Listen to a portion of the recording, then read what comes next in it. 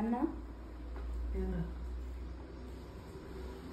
నాకు డౌట్ అడుగు. మొన్న మాకు తెలిసిన వాళ్ళు చనిపోయారు. ఆమె ఇంట్లోనే సిక్ అయ్యి చనిపోయింది, బెడ్ మీదనే.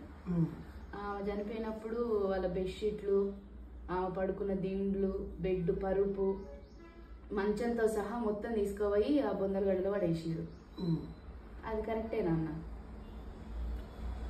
శివానికి చేసే పూజ అయినా అలంకరణ అయినా ఏదైనా వృధా అని వేమన చక్కటి పద్యంలో వివరించింది.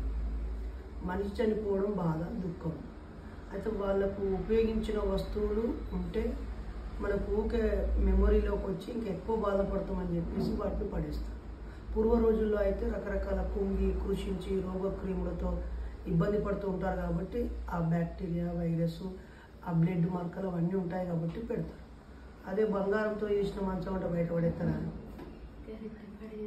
లేకపోతే శాండిల్వుడ్తో చేసిందో, లేకపోతే గంధం చెక్కలతో చేసిందో, టేక్తో చేసిందో ఉందనుకో పడేస్తారా?